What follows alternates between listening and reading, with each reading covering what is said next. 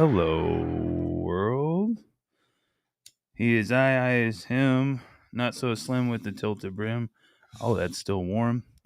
It happens a Yeah. lot, bro. My name's Ryan, aka Crownson's Corner. This is Healing Chefs. I am the Healing Chef, a Healing Chef. So, Healing Chefs podcast is all about chefs, right? Chef being derived from the word chief, chief being a leader. Everyone that I have on here is a leader. I feel in their line of work. Pause consumption, everybody. So today's guest, we have Raul, El Sol Smoke Shop. Thank you. Thank you very much for coming out. We've been talking here for a bit, and we really appreciate it because we're just trying to, talk to all the people. Like Right. my biggest thing is I heard this. I forgot who said it. Like I know my color red, but I don't know your red. Like it can't possibly be the same because we haven't lived the same lives. Mm-hmm. So this is not just about cannabis. This is more about the human experience. Okay, beautiful. You know what I'm saying? 100%, bro. So 100%. the way before we get into any of the segments, the way I like to start it is if you could educate people on who you are and what is it that you do. But before that, I have some rosin here, some grow science stuff. I have more of that trop or Trop. daily great. Oh, Yeah, that trop strain, you can never get enough of it. No, no matter if it's mixed or not. I love Trap Cookies is one of my top 5. Girl Scout cookies are Tropicana, right? Yeah. Yeah. And there's variations, but that one fights at like 5th place with Thin Mint Girl Scout cookies. Thin Mint. Okay. Yeah, because it's like a fight between day and night. Because the trop and stuff would get me going in the morning, Damn right. and then the mint you feel like kind of brings you down a little bit more, right? That's more of that like real chill, like drinking coffee. I'm about to go into it. No, I get it. Yeah. So if you could explain to the watchers on YouTube and the listeners on Spotify, exactly who you are and what you do. Easy. Well, my name is Raul. I own El Sol Smoke Shop for about going on 8 years. So I'm very proud of that. I got the business from thank you. I got the business. I bought the business off of my father back in 2016. So, and to be honest, that is one of a story that I've always been trying to wrap my head around because it still feels a little unreal. 7-8 years into owning a business and straight out of high school, and I can say I don't have the closest family. So when I did take over the shop, it was just me and a business mentor.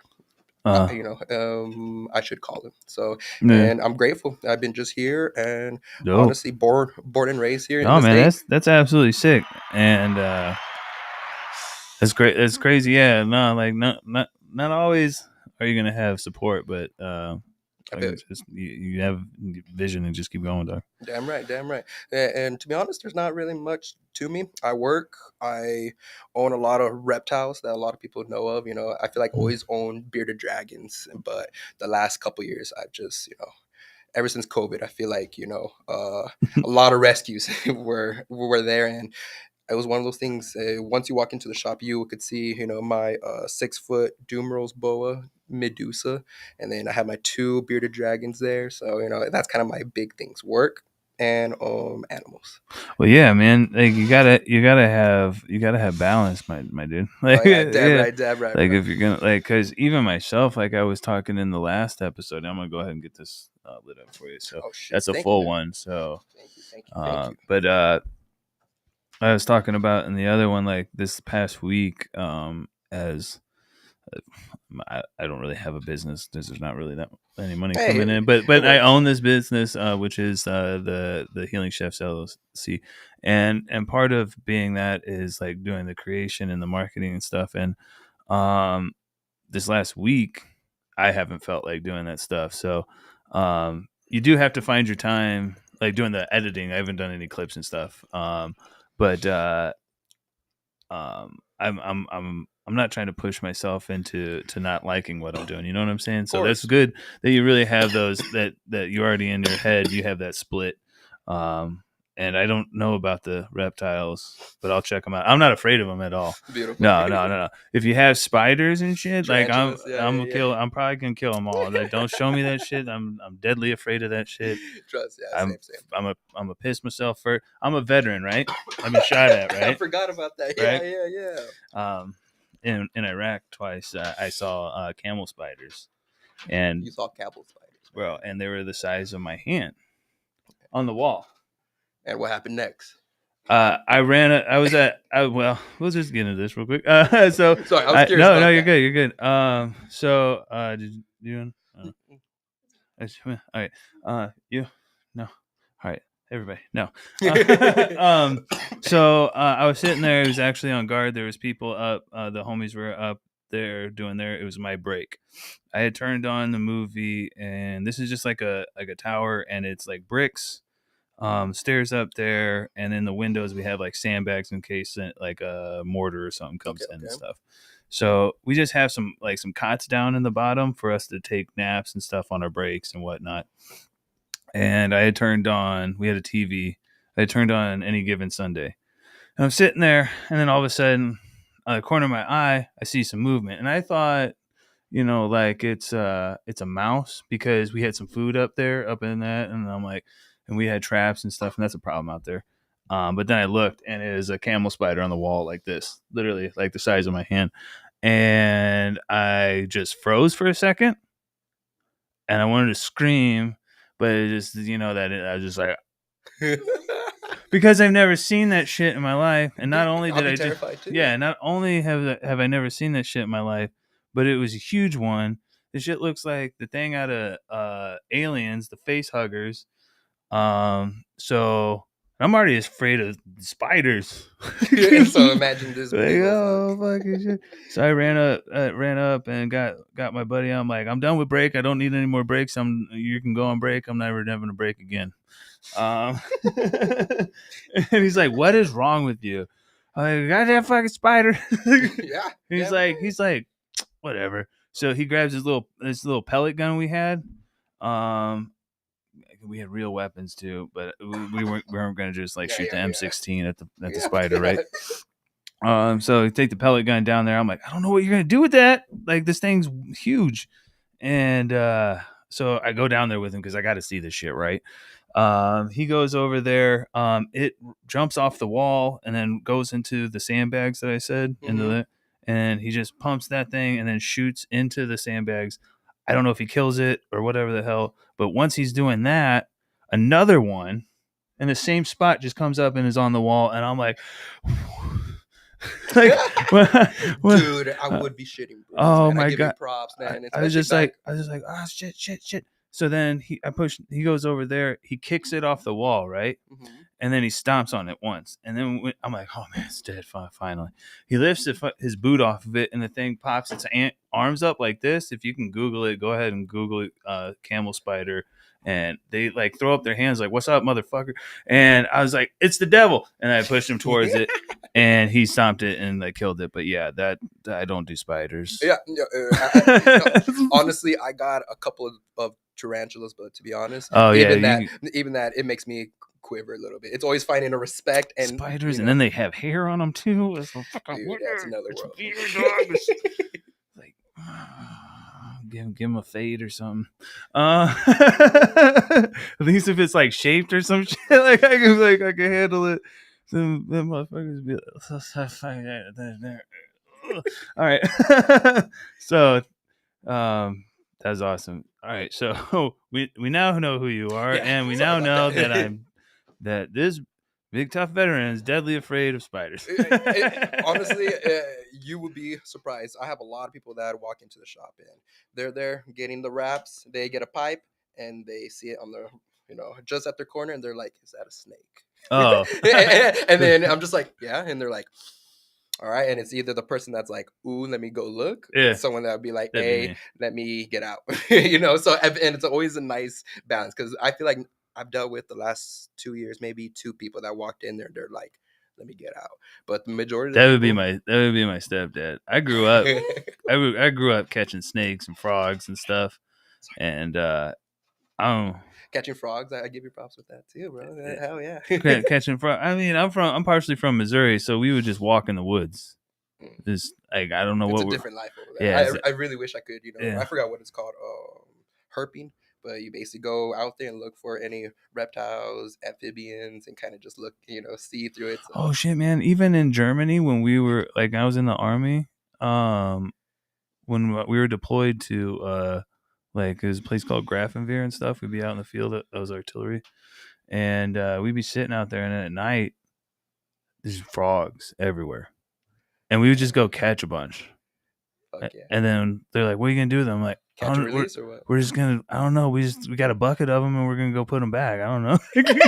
Like Hey, fuck it. we didn't have any. We didn't have a goal. We weren't gonna cook them or nothing. But we're just trying to catch as many frogs as possible. And I'll smoke. Yeah. Sorry about that. But yeah. Dope. Sorry, we kind of tangent there about reptiles, but Well, especially but the I camel mean, you spider, guys I like gotta this ask is about that. this is like a weed podcast. Like you guys knew what you were getting into. Oh yeah. You know, you saw the description on Craigslist. You knew what this was. Hell yeah, bro. Damn right. You answered the ad. All right. So let's go ahead and jump into our first segment, which is cannabis journey.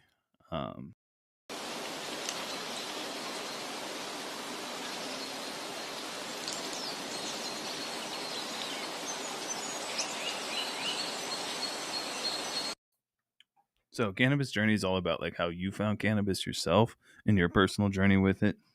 And like where you're at with it now, like for sure, I started with the brick weed, the seeds, and all that stuff, and then I worked my way to rosin and stuff. But more and more, like I was talking with Chris Martin, the Convicted Creations that was on before, a lot more of this like CBD and stuff like that too, because I'm noticing how that's helping my body and stuff a lot more than just trying to get high.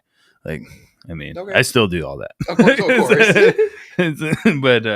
but then sometimes I want to be healthy too. I want to be healthy and high. I'm high and healthy and high. It's definitely a balance. Yeah. So if you could go ahead and get me to stop talking. Well, let's break it down. I think I was about 12 and 13, and that's when I got a little bit more interested. My father already owned the shop during that time, and it was opened up in 97. So, but to be honest, I always looked at flower, weed as tobacco, because that's how my father made me look at it. He's like, hey, these fellows has these, and there's tobacco, and honestly, you should stay away from it till the age of 18. And I always respected the fact that he gave me the choice of like, hey, I'm gonna tell you the truth, but if I ever catch you, I'm gonna whip you. So Yeah. and by that point, 12, 13 is when I was like, hey,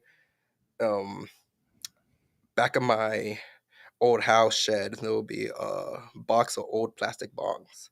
And I didn't really see. This is crazy. Real quick, Mhm. like you had like stuff available, but I mean, off in the cut and stuff.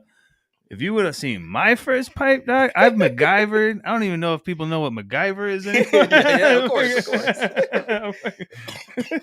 But I had to like a part of a vacuum thing, and then like a part of a hose with the. I put a carb on it. Like that is roots though. So that's dope. I love to hear that this different perspective. So you found some like bongs or whatever. Dope. And then I came across. I wish I would have found bongs. Honestly, I didn't even know what they were. It's dope though. And I came across a buddy that came over, and I think we were just outside, and he came across it, and he's like, "Hey, I know a buddy, and he has flour that could put into this." And I was like, "Flour?" And he's just like, "Weed." And I'm just like, "Oh, you smoke?" And he's just like, "I haven't told you." And I'm just like, "Let's walk in the alley. Let's figure something out." And I did not. Let's figure, bro. How many times have y'all been like, let's figure something out? Like, that's how high. I got papers. You got weed. I got papers. Lighter. Who's lighter? Lighter. All right. All of us, Mighty Morphin Power Ranger together. Get your ass over here. Let's smoke. Yeah. Honestly, I was grateful for my beginning, because that was the moment where he took me to his buddy, And I told his buddy, hey, I got a couple bongs. I don't really have money. And he's like, hey, I'll trade you flour for a couple bongs. So I was like, oh yeah. And during that time, it was Reggie. It was about like I think I got like a quarter, and Mm. I gave him like 4 bongs, and we walked away happy. And honestly, man, my dad low-key caught me Whooped within your a day. ass. And Whooped your ass. and boom, that was the moment where I'm just like, oh, is this not allowed? And my dad's like, if you do that in the house with my permission, you can. And I was just like 13 by that point. I'm just like, wow, thank you for the liberty, but I'm not really a smoker, nothing like that. During that time, I think I was just more into uh, wrestling and just getting school done. So Yeah, because what year was that? You during the Attitude Era? oh yeah.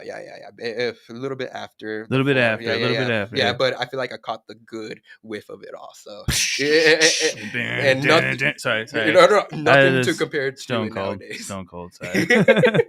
Stone Cold 316 said I just whooped your ass. I love that shit. Attitude Era was the best. DX and sorry, man. No. Trust me, man. I feel I you. fucking love wrestling. I smoked with RVD at one of the Las Vegas in like 2018, 19. Did he know you were there? No, because he's so high all the time. But I mean, that's he dope. was walking the whole time, and my buddy was just like, "Hey, was that him?" I'm just like, "No way!" And we got on our knees. We started rolling our joints. We were like, "All right, because at Las Vegas, there's no tables for you to roll up, And at the moment, we are kind of pressured, like, let's go kill this dream. And Yeah. and he came across again. I'm like, "Hey, can we smoke?" And he's just like, "For sure." And I'm just like, it's like, yeah, whatever, dog. And it was a perfect moment too, because I was shaking. I was just like, man, I could not believe. But yeah, long story short, big wrestling fan. That's dope. And that's dope that you got to do that too, man. Yeah. But that was kind of my beginning with flower. And it was just a rough little start in a sense where I don't feel like I smoked it every week. I was about once every month. And I was grateful for my dad. And during that whole time, he let me smoke a bong without water in it, because I didn't know we put water in it. So you can imagine what type of beating I was getting. Jesus, yeah. man. Every time I go, I almost throw up. I didn't know if to take the seeds out or not. So I was very, I didn't have a lot of leadership with it. Now, he helped you at one point in time, but he failed you so much. Yeah. And during that time, I think my father was 68, 67. Well, he was an older father. Okay. And he didn't. I felt like that was I thought that was a younger father. Like, okay, you can smoke in here, but I'm gonna fuck this kid. Watch this. He's like smoking in the back behind the couch.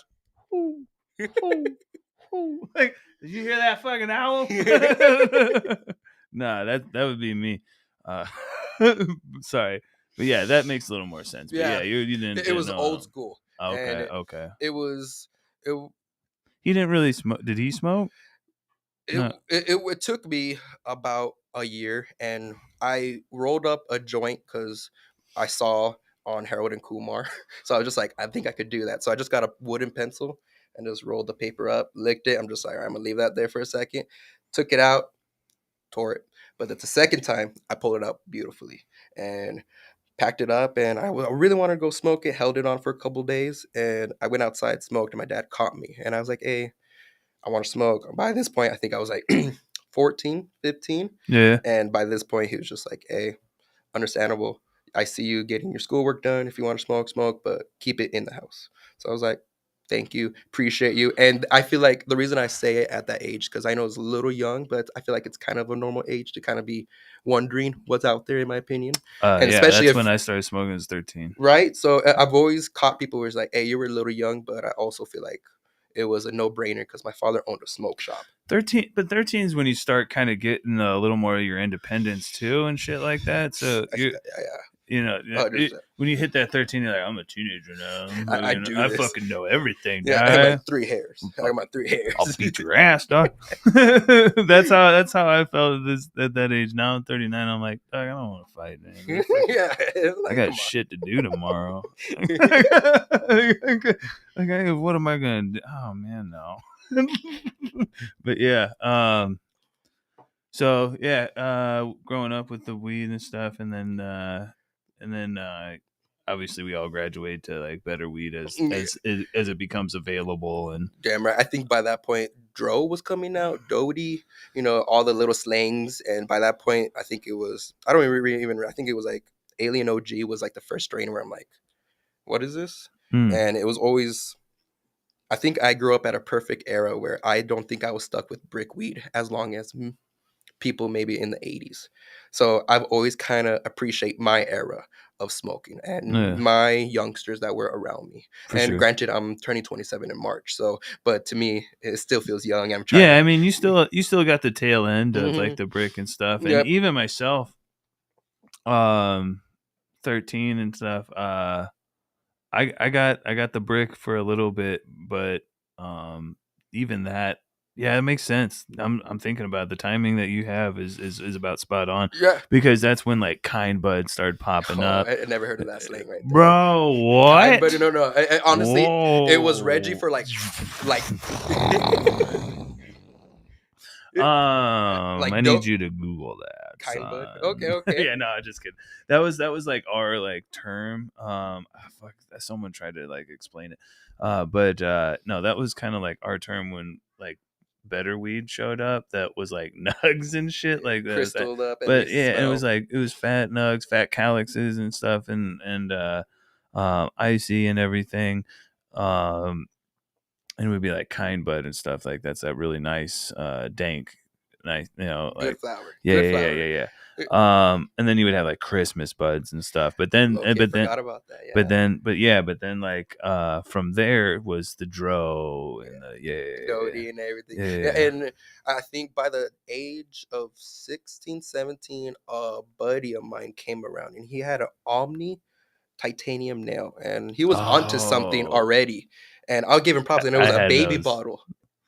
You know that combo, the baby bottles back in the day, white top.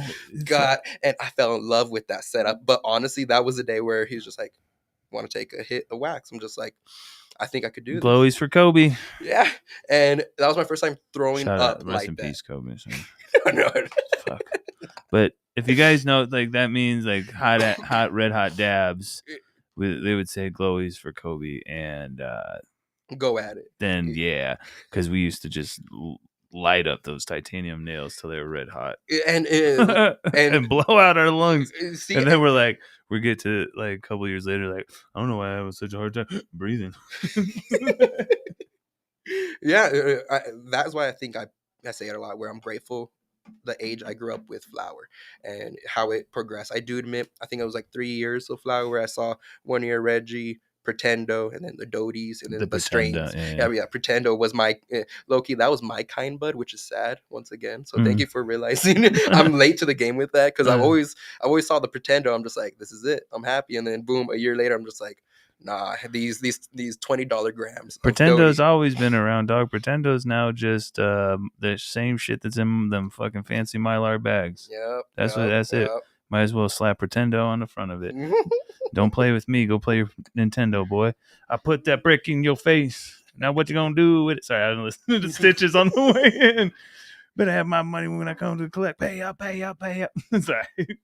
Don't listen to Stitches. Because you start saying stupid shit like that. Going at it. All right, so excuse me. We're gonna have to move it a little bit long because we've this is a good conversation though. Go ahead and do the break. Easy. Words. Habari Entertainment Films present There's Only One Name for News with Damon and Iesha. Habari Live Podcast.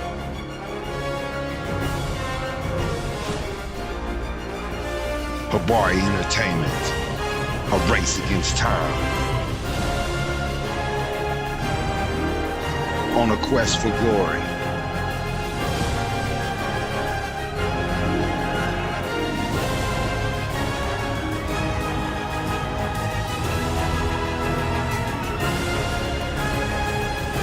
Habari News Weekly, HabariEntertainment.com. Catch us for more. Visit us, HabariEntertainment.com. All right, so we are back, and we're gonna go ahead and jump into. Oh, we didn't even do trip tales or anything. Let's do trip tales real quick.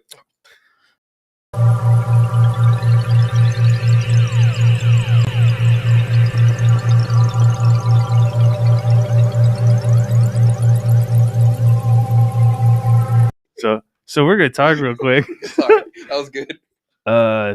I just messed with the format because I'm high. We just did the break before we did the. I love you. You love Barton. It's great. Yeah. All right, brain. Kicking it into gear. All right.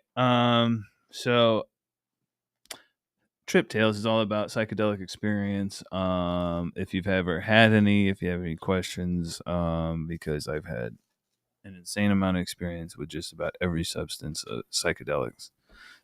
Relax, everybody.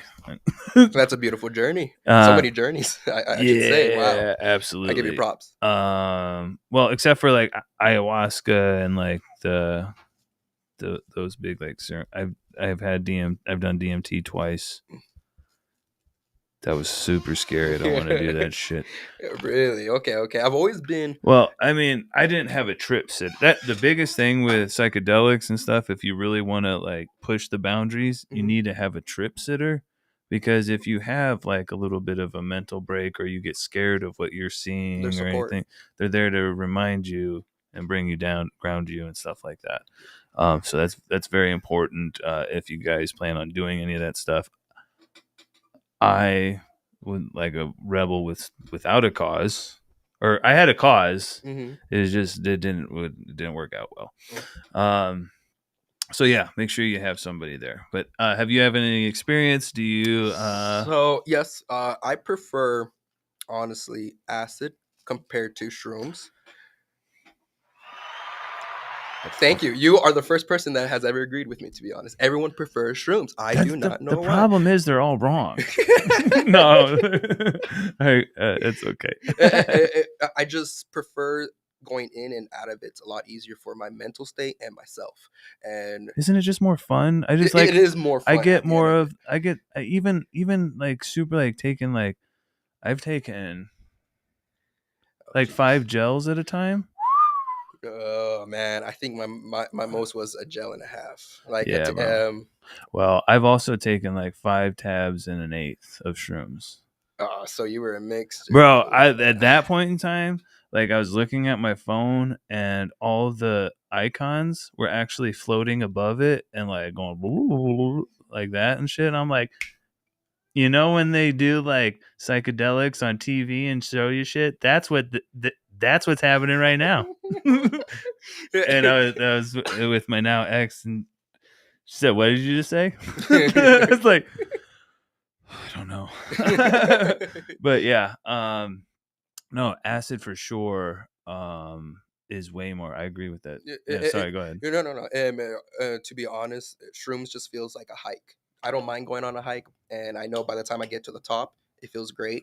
But man, like I said, that first hour or two hurts me a little bit more. Oh, and I'm usually around. I've never had a sitter, and I've always wanted that tip. But granted, most of the people that were around me were wanting to go on a journey as well. So for sure, I've always been grateful. I've always done acid or shrooms, psychedelics with other people. Yeah. And at the end of the day, it took me a little bit, but yeah, I tried eighth of shrooms, which is the last time I took a lot of it was like the 2019 Las Vegas, and yeah, that was nuts. I don't even like Bob's Burgers, but Bob's Burgers was coming out of its screen, and they were talking about shrooms on the episode. And to this day, I can't find the episode that, Bob's Burgers is talking about shrooms. They weren't, bro. Exactly right. That's the fucked up part about it. Because I've had those trips, and I'm like, man, I made the best song, dog. Check this shit out. And it's just like,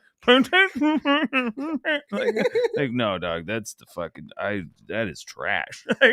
But or there's just you just think of stuff, but no, there's probably.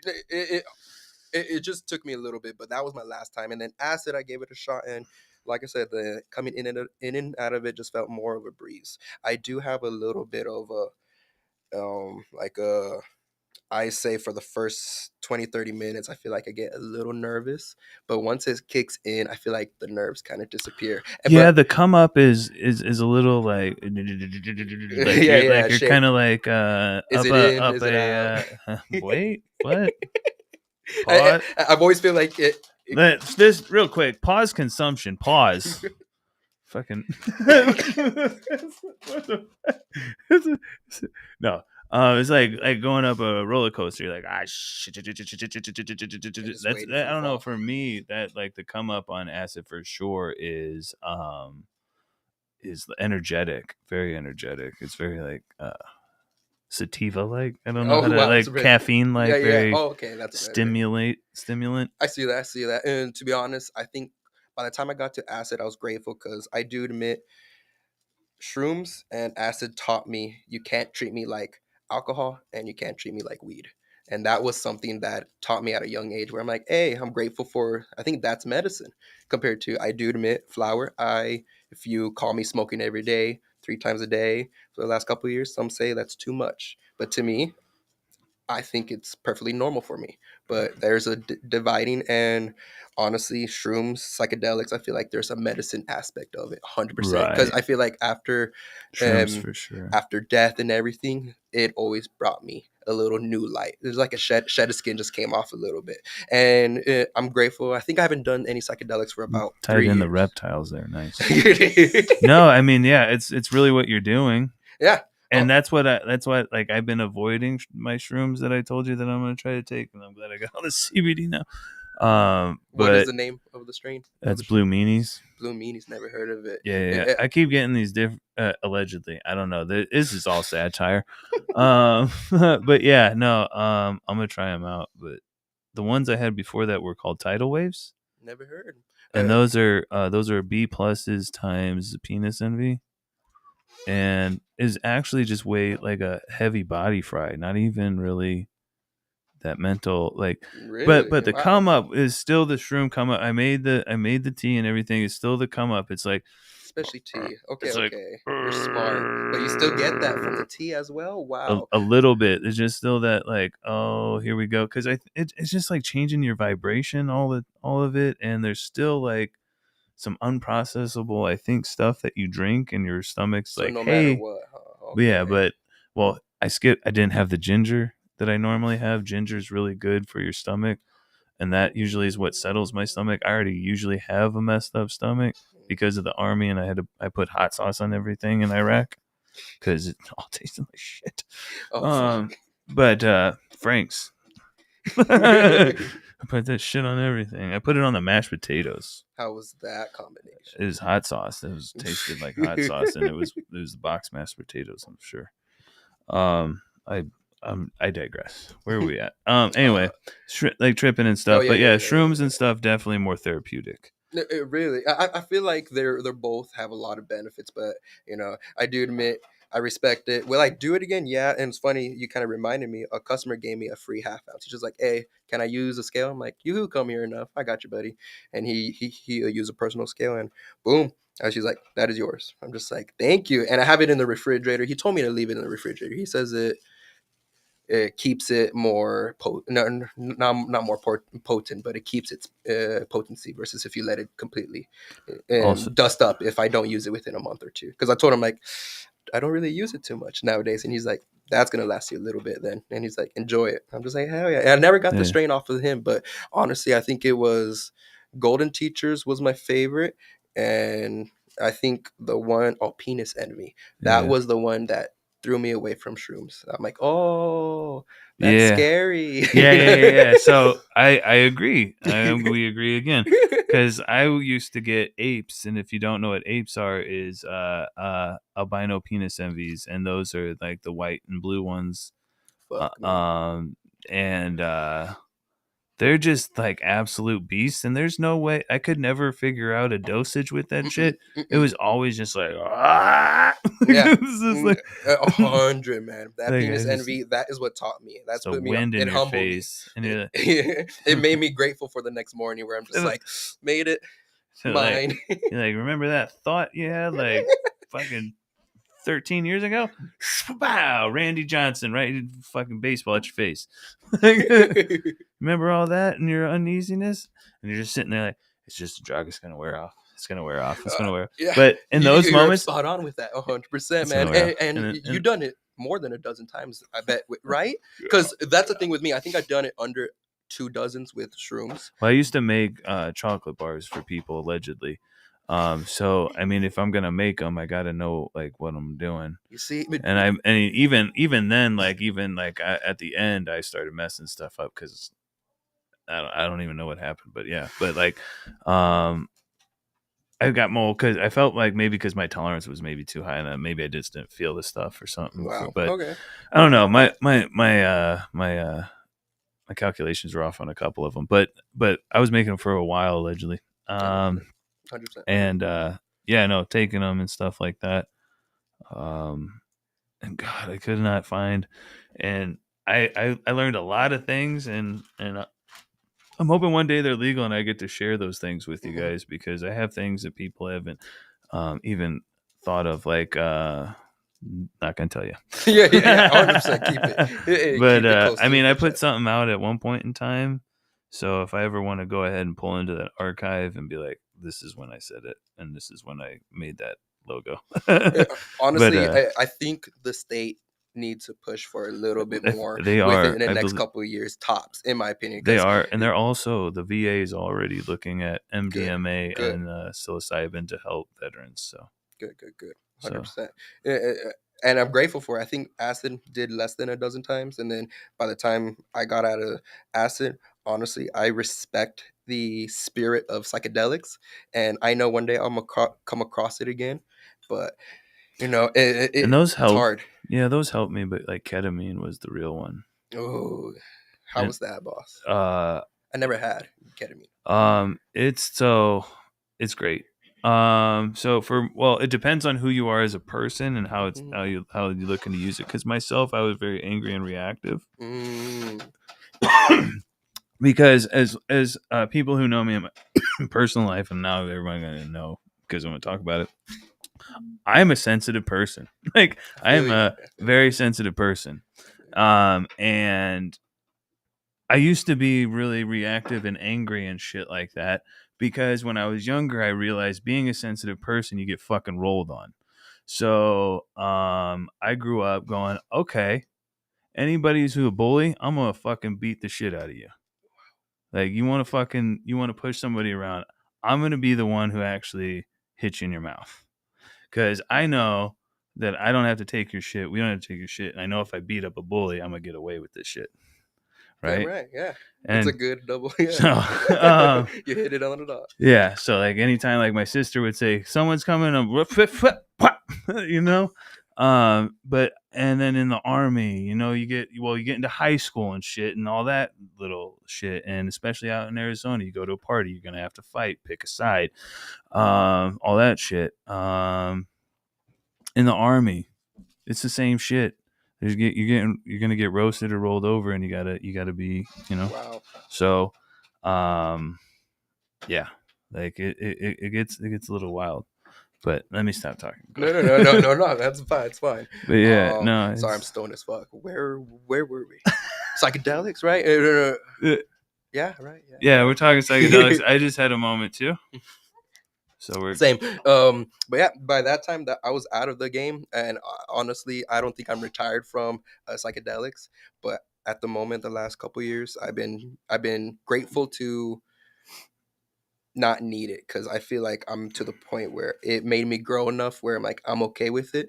And I do admit I want to go to the woods and take psychedelics. I never had experience like that. I feel like every time I take psychedelic, it was too much of a therapeutic. I gotta lay down and like, hey, I know what I was talking. I was talking about the fucking ketamine. Sorry, go ahead. Oh my god, yeah. I'm so sorry, I was spaced out on that. Yeah. But yeah, so I do admit I've always wanted to go on more journeys with psychedelics. So, and then I feel like I'll never push it further from that. Like DMT, I've been interested, but I don't know how much it will benefit me other than let me take this ride. So I'll help you with that in a second. Let me get to this ketamine that I fucking just train wrecked over. So yeah, no. So like in the army, you know, being sensitive person and having to like put up that face all the time and not let people like push you around and shit like that. Like it became my personality, became who I was. So anytime anybody said anything, I always felt like I was the one that needed to stand up for everybody. So I'm going to stand up to you and I'm going to be fucking loud. And I was in the army and I was out of the army. So like when I'm loud or when I say something and I'm very direct with it, people get scared. I see that. Yeah, especially army. And so I just learned to be and I just thought that's just how I was supposed to act. That's just how, you know what I mean? Like I'm just supposed to like not let you get away with shit and I'm just duty. Like always just like, hey fuck you, hey fuck you, hey fuck you, hey fuck you, basically like that, and that's fucking annoying and that's tiring and draining. So the ketamine put that person, made him sit back here, and I could see that person be like, hey, I appreciate you all that time that I had with you and you saved me and you protected me and I love you for that, but I don't need you anymore. It's not time to be scary anymore. It's just time to be funny. Just be funny, be happy, enjoy yourself. If I need you, I'll call you. All right, I see that. He's not gone. Yeah. Because I embrace my yin and my yang. That's another thing that people have mistaken me for. They see the healing chefs and I'm always healing and stuff like that, and that it's only supposed to be positive. But no, I embrace my dark side too. Yeah. Like sometimes it's needed. Not in the needed and to be like scary or anything, but if someone comes after my people, no, I'm bringing hell on earth to you, to your doorstep. But I don't need that shit no more. So we handle things differently. You see, I feel like you hit it on the head because I feel like I'm a sensitive person, but I feel like psychedelic. It was always a war within myself. Yeah. Long story short, so I didn't really mind the people around me. I feel like I put on a face, but psychedelics basically told me, "Hey, heal it. You'll be okay," and stop this war within you. So psychedelics have always been a good friend of mine, and I'm grateful. Just like you said, you just put that other person away. Yeah. Like, hey, thank you, appreciate you teaching me a lot of things, but now it's just about a happiness journey and making money. Yeah, I mean, it's okay to be sensitive. Yeah, like we're needed. You know what I mean? Damn right. So. Yeah, so let's go ahead and jump into the next segment, which is mental health is wealth, which is kind of part of that. It's kind of part of that, but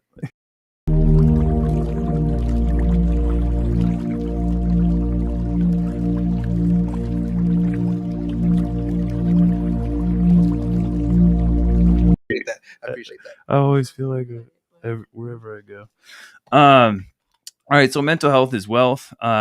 Part of that whole psychedelic talk, but yeah, growing and learning and trying to like not just go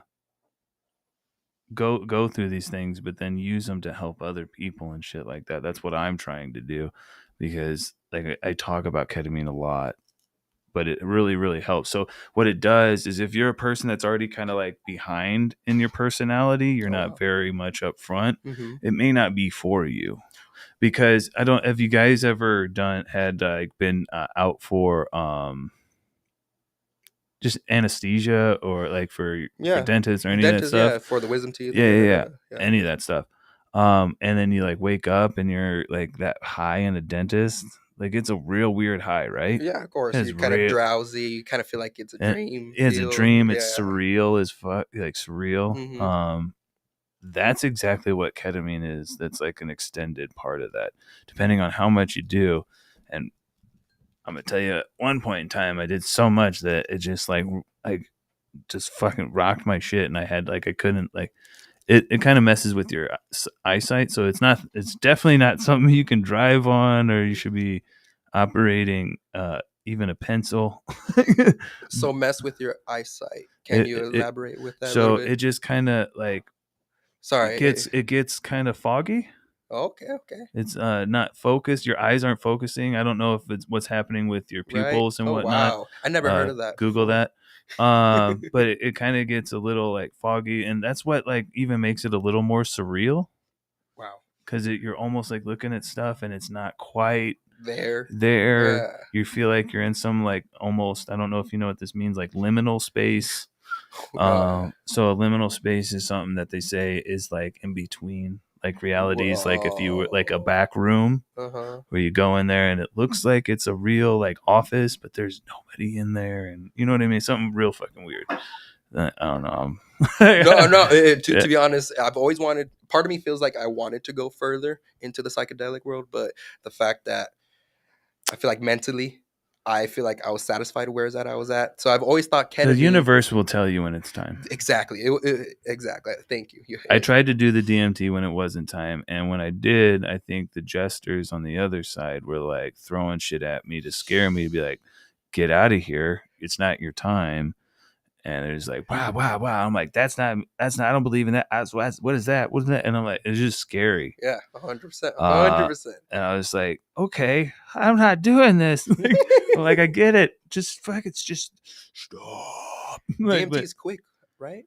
Ish. Well, I know the journey. What do you you just know said what time travel is like? Let me tell you about what time travel is like. I'm sorry.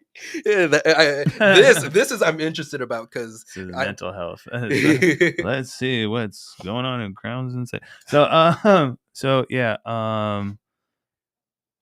Like I'll just explain one time. Like the first time, what happened was I was watching this show on YouTube that I watch is Good Mythical Morning, GMM. Shout out Rhett and Link. Like I know you guys watch it. I'm just kidding. Right. But everything, like, I don't even know how to explain to you. Like, if you just realize that everything that you're looking at is a picture, but like everything turned into spindles with like tops on them. And like their faces and everything were wrapped around, like it was just like all these shapes were like these was everything, and it was just like spinning and showing me like fractals and all sorts of shit, and I'm just like, it's just like basically going, yeah, you're good. It's just basically going, this is bullshit. Like it's just like going like to reality, going zip, and I'm like, no, and then I didn't have enough to get to the next part because I didn't have a trip sitter. So when I tried to take my first hits, I only got to the second step, and I was stuck in like a hell for like, it seemed like forever. Dude. But it was only like 15 minutes. Yeah, I've always heard it's 15, 20 minutes, and your journey sounds like... But if you listen to people's journey and they tell you all this shit, does that sound like it was 15 minutes? No, they were gone for a long time, and so was I, and I'm like, whoa. Yeah. Nuts. Yeah, honestly, the one thing that got me interested, a buddy of mine travels around the United States a lot. Shout out Gabe. And he always told me his experience, like he had a cartridge DMT, and he was walking through a lake or like a park, and he's like, the flamingos, there's flamingos here in this state. But he was always, I see he has such a beautiful inside and out that when you take psychedelics, it's beautiful. And that is something that I've always made me learn, like, hey, you have to be in peace with yourself, and when is that you are, you're gonna have a good time. Sorry about that. We're falling apart. No, we're falling apart. Like that. I mean, anytime that I've had a really good trip, I've just been in a really good mental state. Like anytime I've had a bad one, I've like had like, I was like, so shrimp, like any of that shit, like for your mental health, as we're talking about, is set and setting. You want to make sure you're like making plans to do this shit and do it right, because like I've had times where I'm like, okay, I have the day off and whatever, I'm going to do this shit. But then something in the beginning of the day pisses me off, or it ruins. There's some stress. Then I'm like, I think I handled it. And then I go and try to do the shit. And then that just was like, just comes back. That monster comes right on back. And I'm like, fuck. So it's not something to force at all. But so be careful with that. But yeah, mental health especially around cannabis nowadays, it's hard, man. I used to like get into so many arguments, and still now I have to edit myself. But how do you deal with trying to run a business, all that kind of stuff? To be honest, I just keep. I know it might sound corny, but you keep your blessings first, and then you go through the travel of going through these bumps. So, need an ashtray? Yeah. Gotcha, buddy. But I feel like getting some stuff off your chest. Like I said, I'm a big animal person. So I feel like my dogs, taking them out was helping me. Them being around, it really helped me through death, made me through business. But honestly, I'm not the one to always be ahead of. I feel like I need to do better with owning a business and keeping my mental straight. So I feel like the big one is just keeping your mind going. And once you're at work, even if you make $10, 20, 1,000, no matter what, just keep on trying to focus on other things, because business is a identity that is another thing. So in my opinion, I like to keep business away from me as much as possible, but keep it as close as possible, if that makes any sense. Oh So yeah, I'm there, and I do admit it can't be your whole life, Yeah. or it'll end your life. Yeah, exactly. That's why a bunch of chefs and stuff end up doing what they do, because they have everything riding on them, and then it's just too much pressure. It's too much, right? And I feel like me taking over this shop, me and my father were never the closest. So by the time that it was ready for me to take care of him, by the end, it was one of those talks, and it was never something that we agreed upon. It was just a one day he was in hospice, and I gave him as much money as I can, like here, and he was like, "Good." And it was never a handshake. It was never nothing. Like, hey, continue this. And I remember kind of updating him, hey, I did this and that. He was like, nice. But it was never something that we agreed upon. And I feel like the rest of my sisters and my family has always like, oh, they had a great relationship, and I believe we did as best as we can. But at the age of 72, and I was 18, it was only so much. Right. But I promise you, I've watched so much John Wayne movies because of that old man. Yeah, bro. I watched a lot because of my grandfather. My grandfather took me, like my dad took off when I was real young and moved out here. I was in, and my rest of my family was in Missouri. So my grandpa took me for those weekends and whatnot, right? Mm-hmm. We watched John Wayne. I've seen Cowboys. I've seen like all the ones that are the same damn movie. Okay. Same damn movie and all that kind of stuff. Yeah. But yeah, man, that's great. So I appreciate that, but we're gonna have to jump into the last segment here real quick, which is plug talk, all about promo stuff. Easy.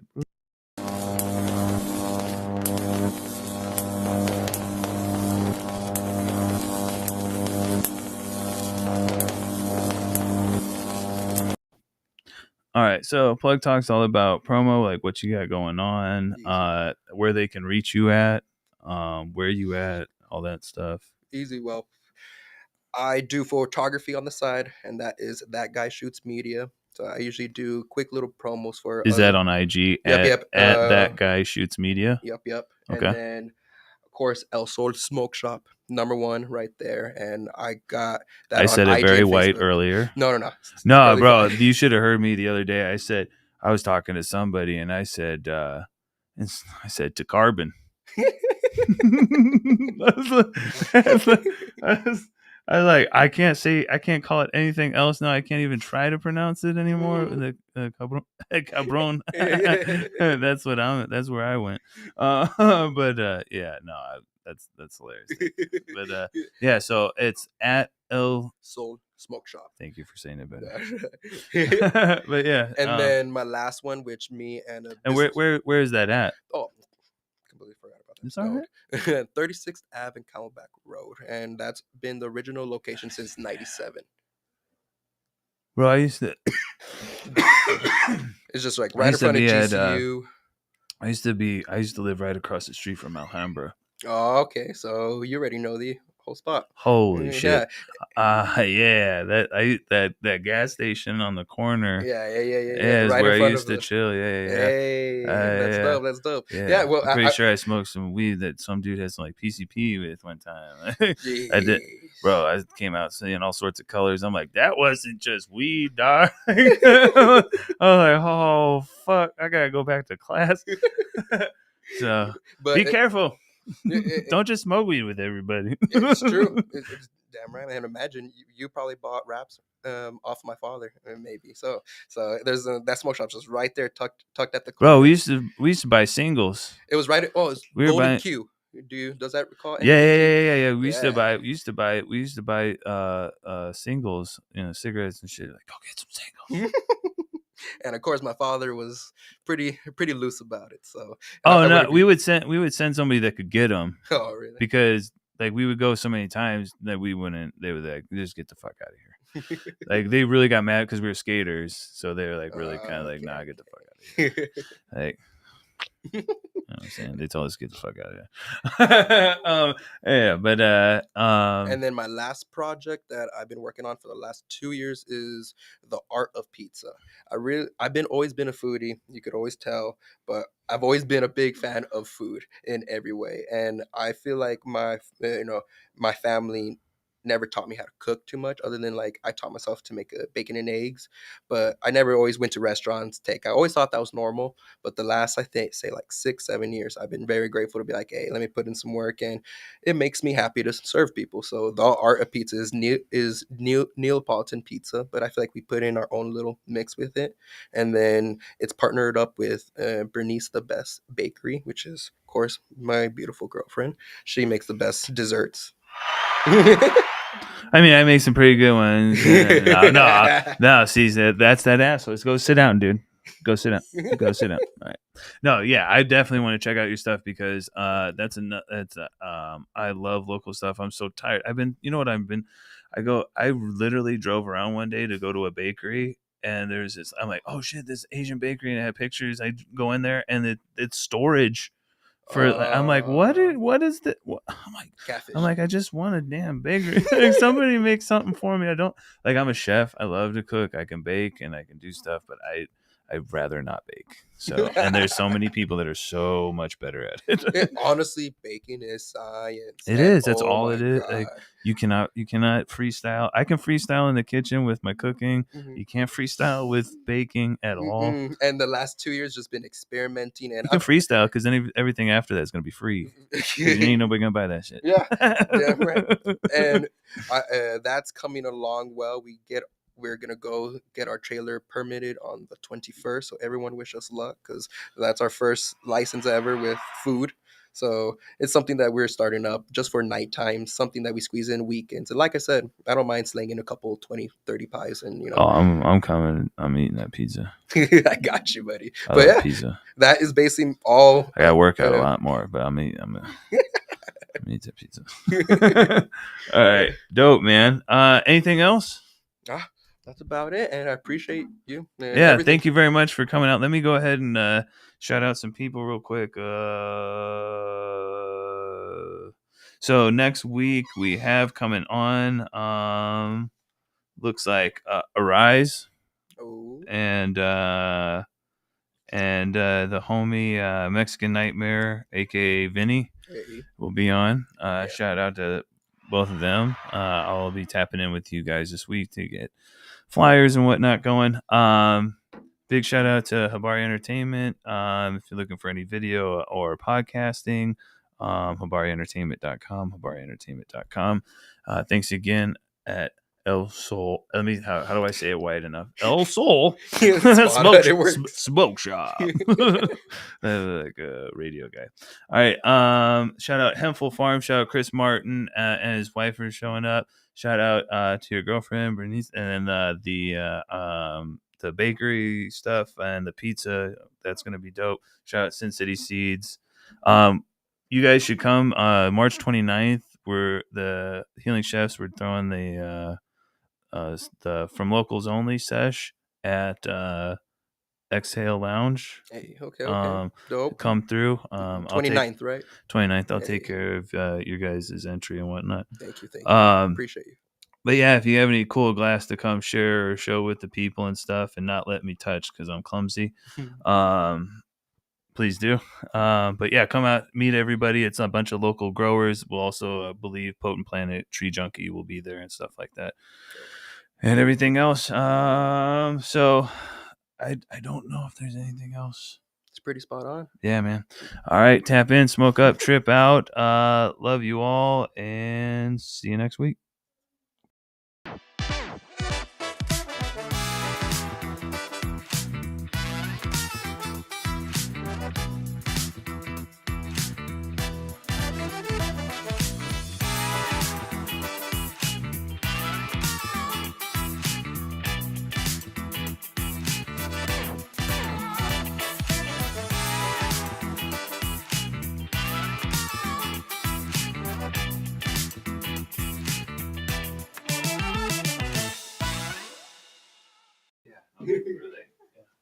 Thank you, boss. I appreciate you too.